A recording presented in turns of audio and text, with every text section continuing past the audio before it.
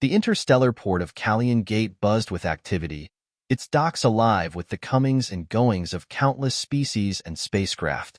Jack Sanders, a seasoned engineer, navigated through the crowd, his gaze fixed on the towering structure of the commercial space elevator that connected the planet's surface to the orbiting resort above. As he approached the elevator, Jack adjusted his tool belt and checked his wrist communicator, ensuring he was on schedule. The elevator, a marvel of human engineering and alien technology, was a vital artery for trade and tourism between the planet and the space station. Sanders, a voice called out from behind. Jack turned to see Milo Thompson, an old Academy friend and fellow engineer, approaching with a grin. Fancy meeting you here. Headed up to the resort? Yeah, got a gig fixing the satellite array. What brings you to this neck of the galaxy? Jack replied, shaking Milo's hand. Same. Actually, they needed a couple of extra hands. Looks like we're partners again. Just like old times, Milo chuckled, clapping Jack on the back. They boarded the elevator, joining a diverse group of passengers, including a few humans, some robotic cargo handlers, and an individual from a species Jack hadn't seen before. A tall, slender figure with luminous skin and eyes that seemed to reflect the cosmos. The alien kept to itself, settling in a corner. As the doors sealed, the elevator began its smooth ascent. Jack and Milo continued their chat, reminiscing about past projects and catching up on life's events. Ever worked with one of them? Milo nodded subtly towards the alien. No, but I've read about them. That's a Valerian, right? Supposed to be incredibly advanced, especially in bioengineering, Jack whispered back, trying not to stare. The elevator hummed softly, its lights flickering briefly, which drew a frown from Jack. That's not a good sign, he murmured, his professional concern taking over. These models are supposed to have triple redundant systems.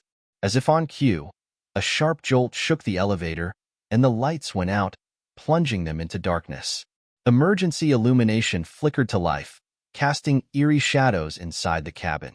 Murmurs of confusion and concern rose from the group. Stay calm, everyone. Let's see what we've got here, Jack announced, stepping towards the control panel, his tool belt jingling. Milo joined him, pulling out a diagnostic device. I'll check the external comms, see if we can reach the control center, Milo said, working on another panel. Jack knelt by the main console, prying it open. The Valerian moved closer, watching intently. Can you understand us? Jack asked, not taking his eyes off the wires and circuits in front of him. Yes, I am fluent in your languages, the Valerian replied in a clear, melodious voice. I am Lyra. I have some technical skill. May I assist? Jack exchanged a quick glance with Milo, who shrugged. Sure, we could use all the help we can get, Jack responded, shifting to make room for her. Lyra knelt beside Jack, her delicate fingers pointing to a burnt-out component. This appears to be the problem. It has overheated and failed. Good eye, Jack said, impressed. Milo, you got a spare converter in your kit? On it, Milo replied, digging through his bag. Together, they worked in tandem, the initial awkwardness giving way to a focused collaboration. Jack handled the tools, Milo supplied components, and Lyra provided insights into the alien technology integrated within the system. As they toiled, the atmosphere in the elevator shifted from tension to a cautious camaraderie, their combined efforts slowly bringing the system back to life. After what felt like hours, but in reality, only minutes, the trio managed to stabilize the elevator's primary control systems. Jack wiped the sweat from his brow as the lights steadied and the soft hum of machinery returned, signaling a temporary fix. That should hold us for now, Jack said, closing the panel. But it's a patch at best. We need to alert the station we're stuck here until they can send help. Milo nodded, still fidgeting with the communicator. The signal's weak, but I'm getting through. Hang on, Control. This is Technician Milo Thompson aboard Elevator 7. We've had a system failure and are performing in-cab repairs. We need a status update on rescue ops. Over. Static crackled through the communicator before a distant voice responded. Elevator 7. This is Callian Control. We read you. Repair teams are on standby. Keep your channel open for updates. Received and understood, Callian Control. We'll keep the line open, Milo replied, Clipping the communicator back to his belt, Jack turned to Lyra, who had been silently observing their interactions. Thanks for the help, Lyra.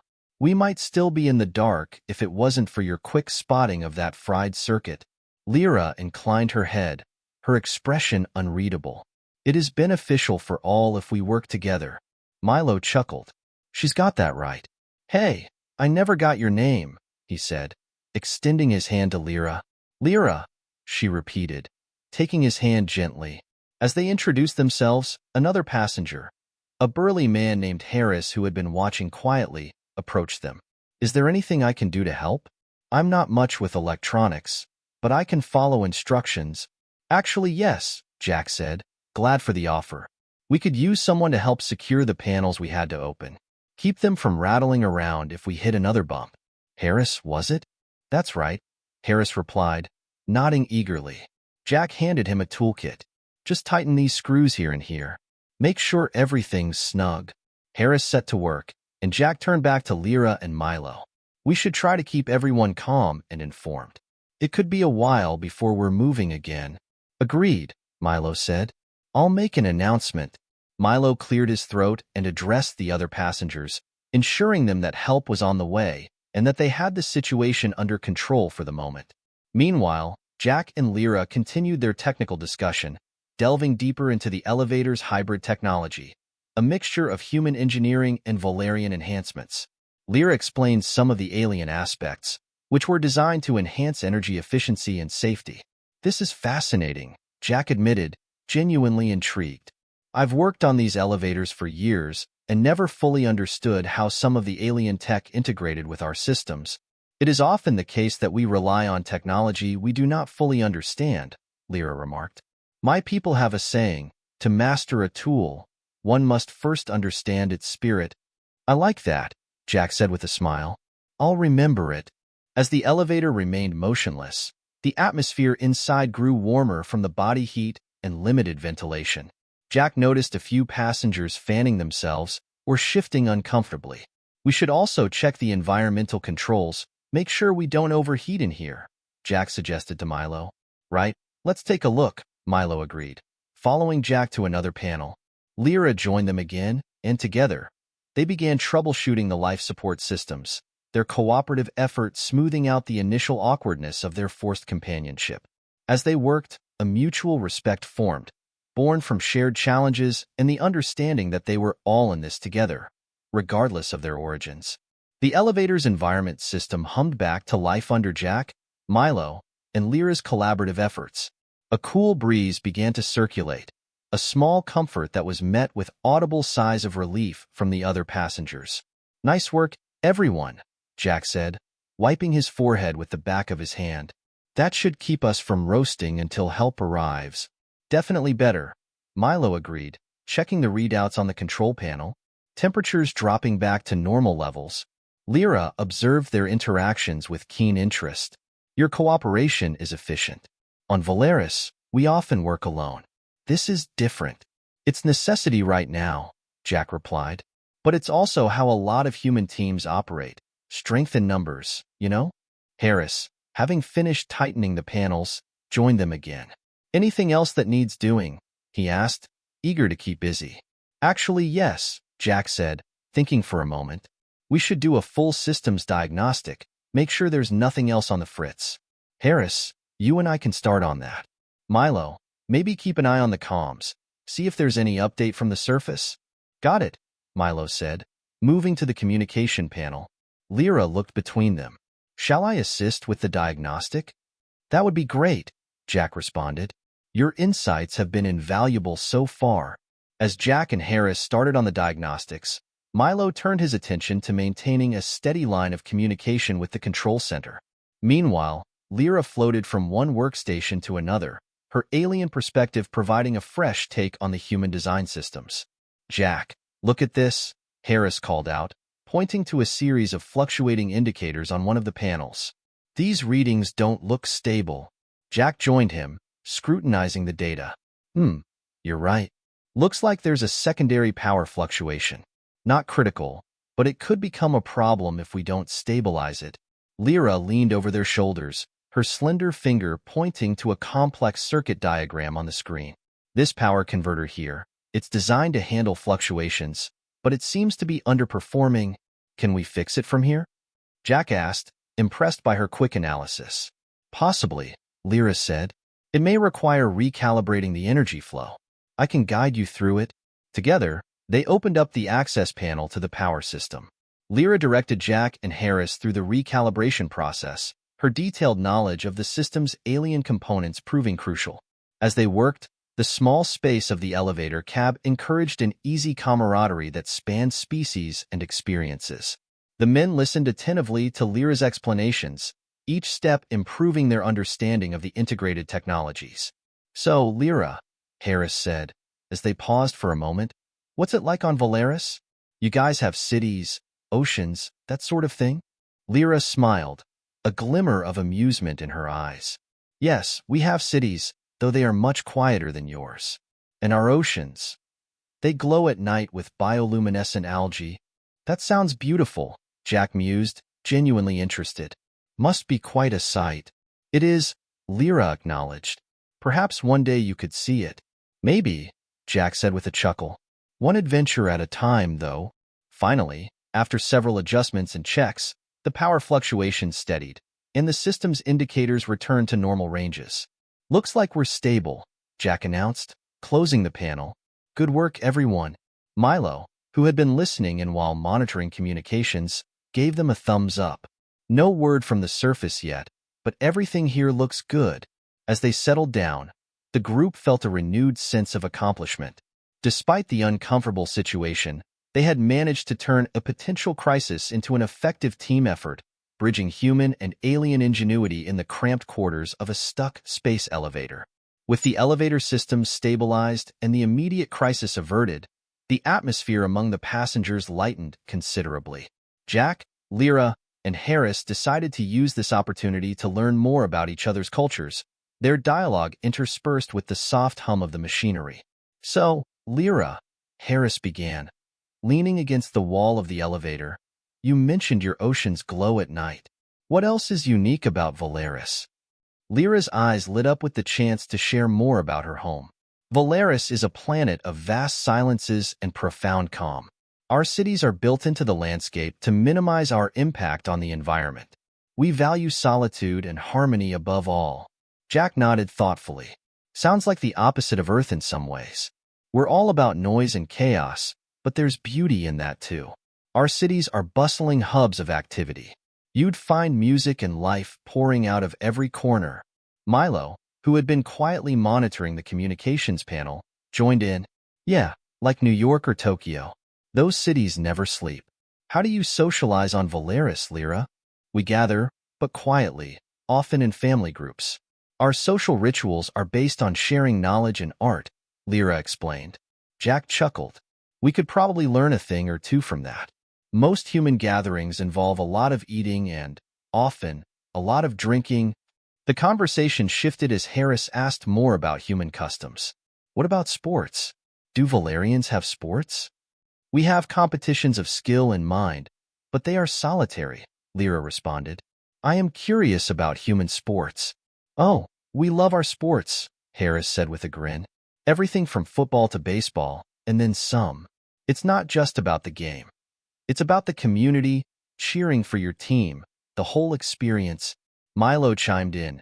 Imagine a stadium full of fans, all cheering at once. The energy is incredible. Lyra seemed intrigued. That must create a strong bond among the spectators. It does, Jack agreed. Sports can bring people together like few other things can. As they shared stories, Jack pulled out a digital device. Here, let me show you some pictures. He swiped through images of Earth's landscapes, bustling cityscapes, and various cultural events. Lyra watched, fascinated. Your world is very vibrant. So much color and movement. It's a lively place, Jack said. And what about Valeris? Do you have images? Lyra hesitated, then activated a device of her own, displaying holographic images of Valeris' glowing oceans, tranquil cities, and verdant forests.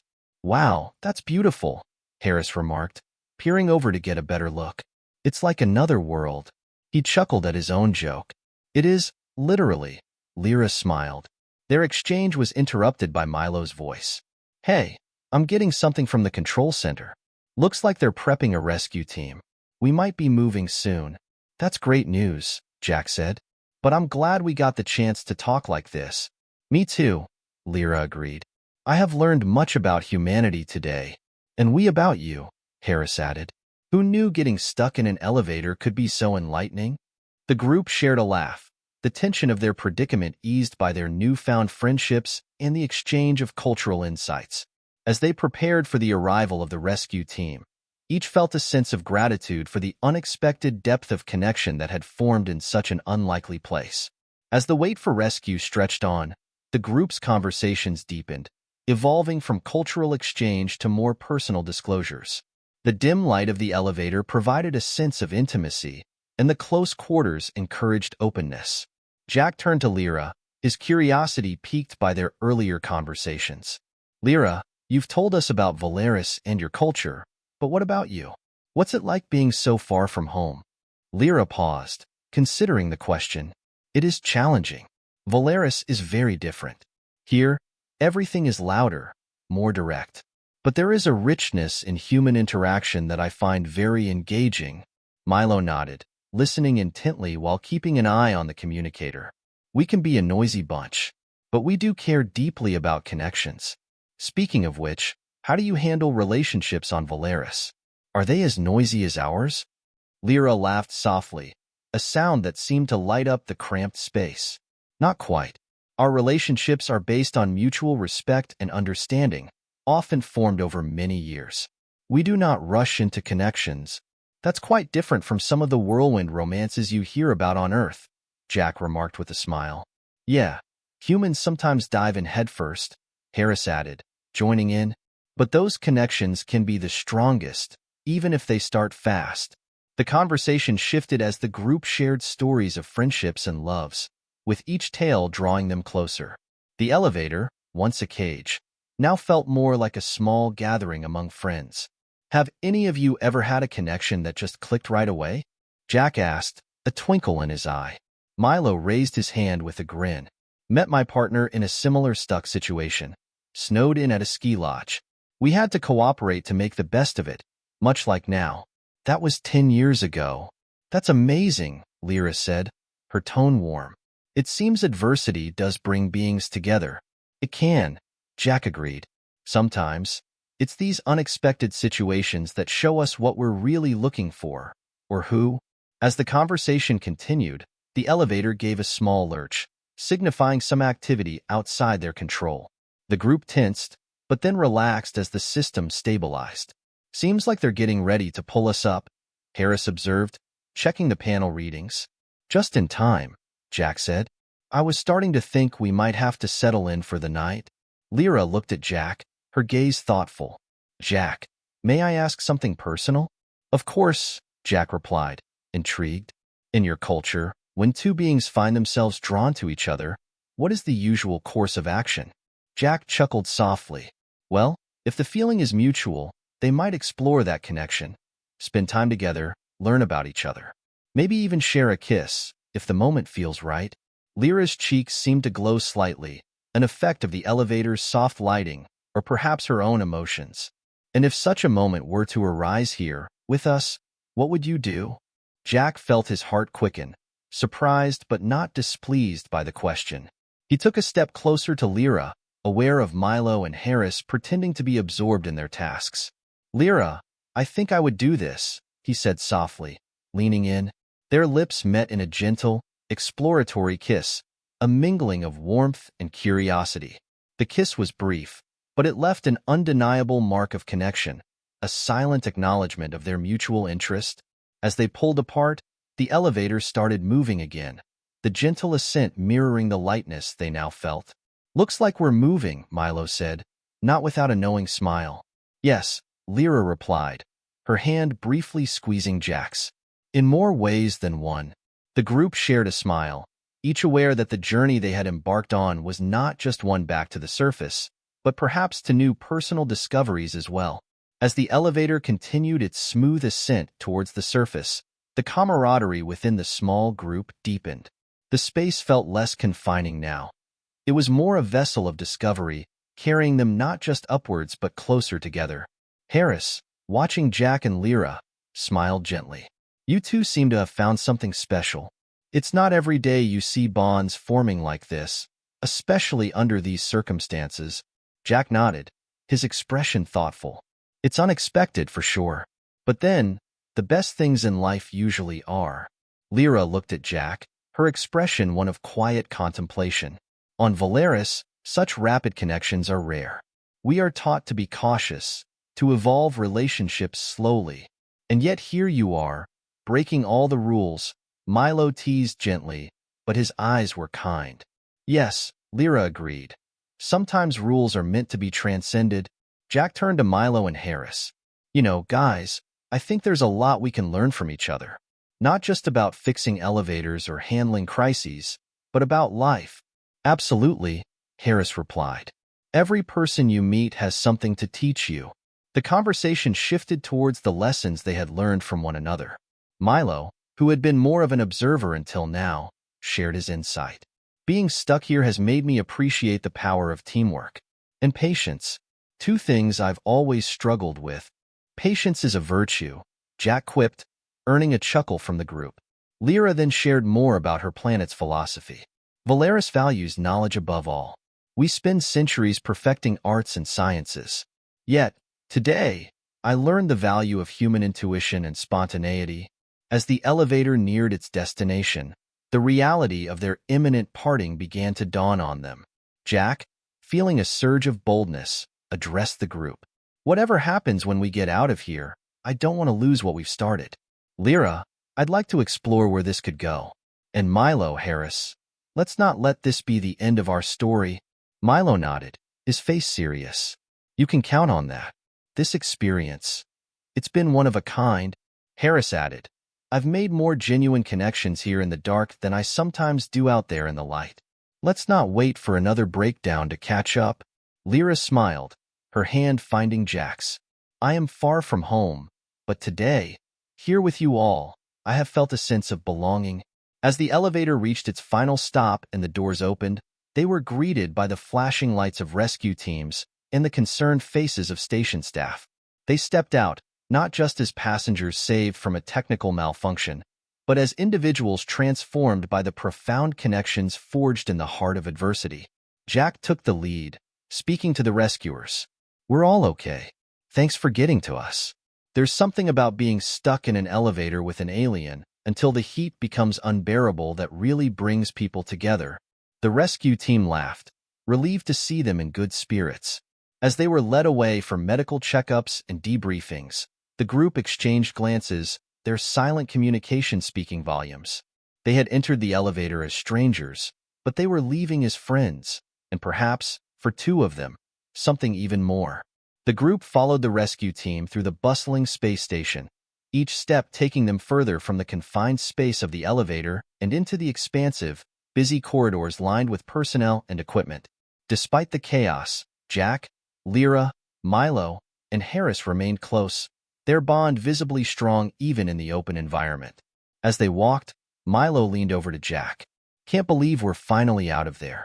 Feels like we were in a different world. Yeah, Jack agreed, glancing back at Lyra who was quietly observing their surroundings. It's strange, but part of me didn't want it to end. Harris chuckled. Speak for yourself. I'm ready for a long shower and a longer sleep. But I get it. It was intense but good.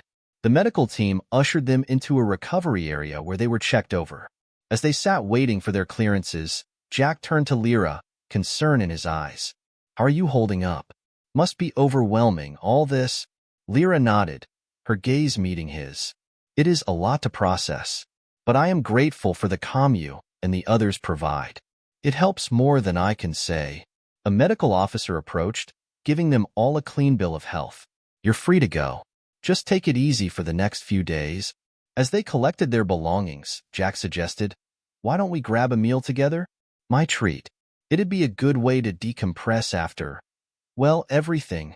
Milo and Harris agreed immediately, and Lyra, after a moment's hesitation, nodded. I would like that very much.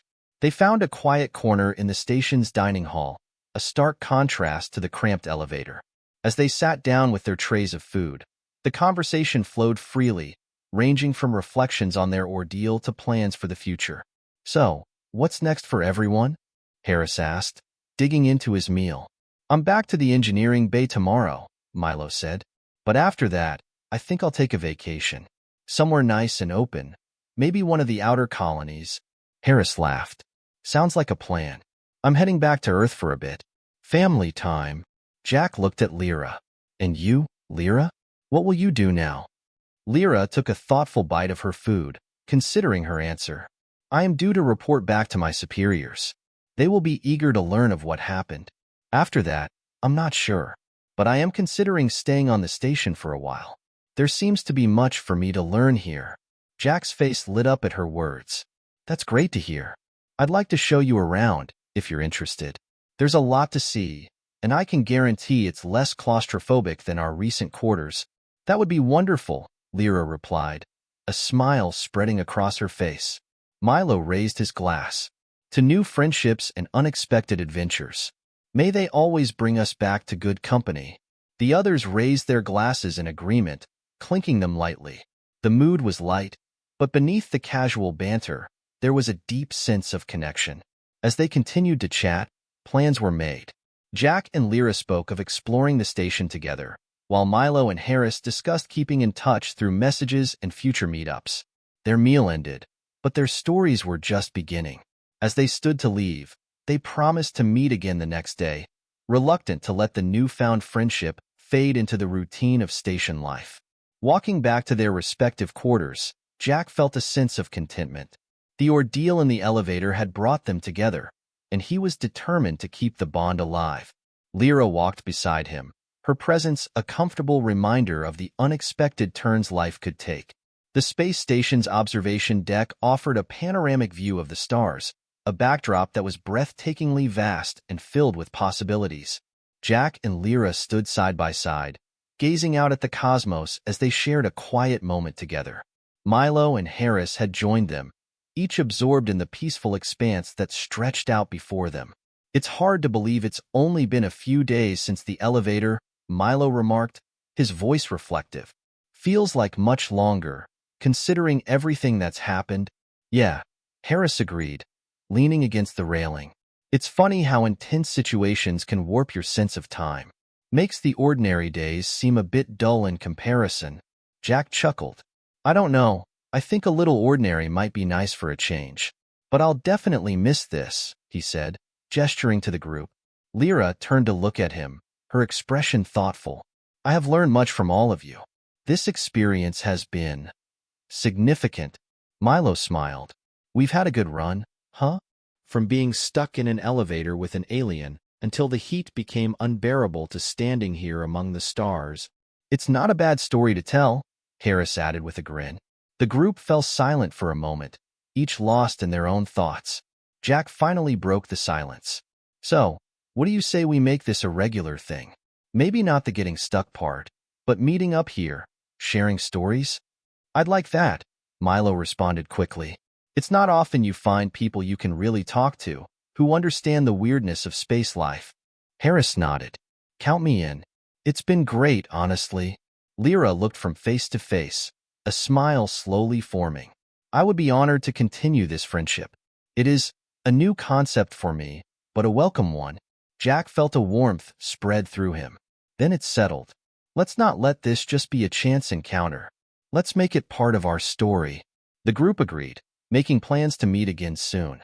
As they talked, the station's rotation brought a new constellation into view, its stars shining brightly against the dark void. Look at that, Jack pointed out. You know, they say that when you leave your planet, you look back at it and realize how small it really is. But out here, looking at this, you realize there are no small things. Every moment counts. Lyra nodded, her eyes on the stars. Each star could be a world of its own, a story waiting to be told. Much like each of us. That's beautifully put, Milo said. And who knows? Maybe one day we'll visit those stars, find new stories to share. As the night wore on, they continued to talk.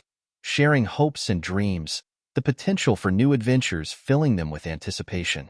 When it was time to part, they did so with reluctance, but the promises of future meetings made the farewells easier. Jack and Lyra lingered a moment longer, watching Milo and Harris disappear down the corridor. "Jack," Lyra said as they turned to leave, "thank you for this day. For everything." Jack smiled at her, feeling the connection between them deepen. "Thank you, Lyra, for being brave enough to share your world with us, and for being here."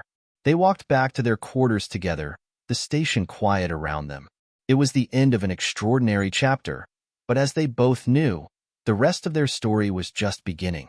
Each step they took was a step toward new possibilities, their friendship a bridge between worlds, proving that even in the vastness of space, connections could be made and cherished.